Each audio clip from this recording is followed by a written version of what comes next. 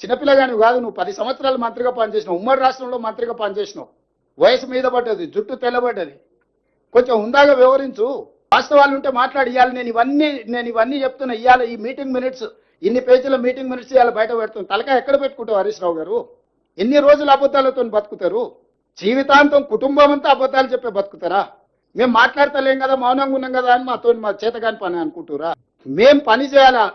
ఈ రోజు ప్రతిపక్షంలో ఉన్నప్పుడు పోరాటం చేసినాం, పాలకపక్షంలో ఉన్నప్పుడు మా బాధ్యత నిర్వహించాలి, పని చేయాలని చెప్పి పని చేయడానికి నిరంతరం ప్రయత్నం చేస్తున్నాం. మేము ఎప్పుడు ఢిల్లీకి వెళ్ళినా ఢిల్లీలో ఏముందా మాకు? ఢిల్లీ కేంద్ర ప్రభుత్వానికి కొన్ని సబ్జెక్ట్స్ ఉంటాయి, రాష్ట్ర ప్రభుత్వానికి కొన్ని సబ్జెక్ట్స్ ఉంటాయి, కేంద్ర రాష్ట్ర ప్రభుత్వాలకు కొన్ని సబ్జెక్ట్స్ ఉంటాయి. కేంద్ర ప్రభుత్వం నుంచి అనుమతులు తెచ్చుకోవాలంటే పొయ్యి కలవకుంటే అనుమతులు ఎట్లకెళ్ళి వస్తాయి? మేము డెట్ రీస్ట్రక్చర్ చేసుకోవాలి. నువ్వు అడ్డగోలుగా 11% అప్పులు తెచ్చినావు, దాన్ని 7% తగ్గించాలంటే కేంద్ర మంత్రిని కలవాల్సిన అవసరం లేదా? ఎన్విరాన్మెంటల్ ఇష్యూస్ లో రోడ్లు, చిన్న చిన్న రోడ్లు కూడా ఫారెస్ట్ ఏరియాలో 10 ఏళ్ల నుంచి రోడ్లు ఆగిపోయినాయి. ఎన్విరాన్మెంట్ మినిస్టర్ని కలవకుంటే అనుమతులు వస్తే, ఈ రోజు రీజనల్ రింగ్ రోడ్ మనం నిర్మించుకోవాలనుకుంటున్నా, ఆ మంత్రిని సర్ఫేస్ మినిస్టర్ని కలవకుంటే అనుమతులు వస్తే, ఈ రోజు మెట్రో అనుమతి తెచ్చుకోవాలనుకుంటున్నాం, ప్రధానమంత్రిని కలవకుంటే మెట్రో అనుమతి వస్తుందా? ఈ రోజు మూసి ప్రక్షాళన చేసుకోవాలి అనుకుంటున్నాం, దానికి సంబంధించిన అనుమతులు నిధులు తెచ్చుకోవాలంటే ఎవరిని కలవాలి?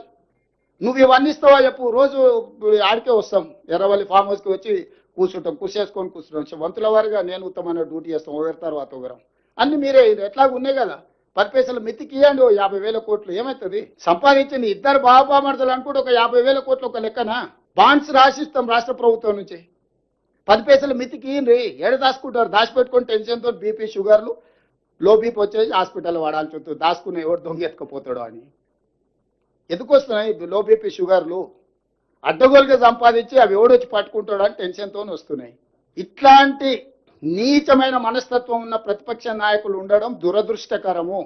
ఈరోజు సమావేశం ఏర్పాటు చేస్తే దామోదర్ రావు రాడు, సురేష్ రెడ్డి రాడు, పాపం అమాయకుడు గాయత్రి రవిని పంపించాం. ఏం చెప్తాం ఆయనను? పాపం ఆయన బాధలు ఆయనే మాట్లాడితే ఒక రాసి కాగితం రాసి పంపించారు, ఇదే చదువని. అది చదివినాక మాట్లాడితే ఆయనకి ఏం తెలుస్తలేదు, ఇక లేదు వాకౌట్ అన్నాడు. మనం వాకౌట్ల కోసం సమావేశం విలువలే కదా, మాట్లాడుకోనికే పిలిచినాం, సూచన తీసుకోనికే పిలిచినాం. కాగితం రాసి ఇచ్చి పాపం లీడర్ వస్తాడు అనుకున్నాం, లీడర్ను పంపించారు, వచ్చి మొత్తం చూసి మొత్తం చదువుతున్నాడు. ఆయన కూడా సహచర పార్లమెంట్ సభ్యుడు, రెండోసారి రాజ్యసభకు వచ్చిండు, ప్రజాప్రతినిధిగా అతన్ని గౌరవించాలని అతను చెప్పినంత విన్నాం. నేను కొన్ని విషయాలు ప్రస్తావించడం మొదలు పెట్టగానే అసలు రంగు బయటపడదు అనగానే ఇక నేను లేచి వెళ్ళిపోతున్నా సార్, నేను ఉంటే ఉన్న ఉద్యోగం ముడతాను, లేచి వెళ్ళిపోయాను. పాపం ఏం చేస్తాం ఈ పరిస్థితి. అందుకే మీడియా మిత్రులారా, మీరు కూడా అబద్ధాలు చెప్పేటోళ్ళకి అంత ప్రచారం కల్పించకండి. మీరు కూడా పరోక్షంగా ఇట్లాంటి అబద్ధాలను ప్రోత్సహించినట్టుగా మారుతున్నది పరిస్థితి. దయచేసి ఈరోజు ఉన్న పరిస్థితిని మీరు అర్థం చేసుకోండి. మాకు ఏమి దాపరికం లేదు ఇందులో. తెలంగాణ రాష్ట్ర ప్రయోజనాలే మా ఆలోచన. తెలంగాణ రాష్ట్ర ప్రయోజనాల కోసం ఎవరినైనా కలుస్తాం, ఎవరితోనైనా కొట్లాడతాం.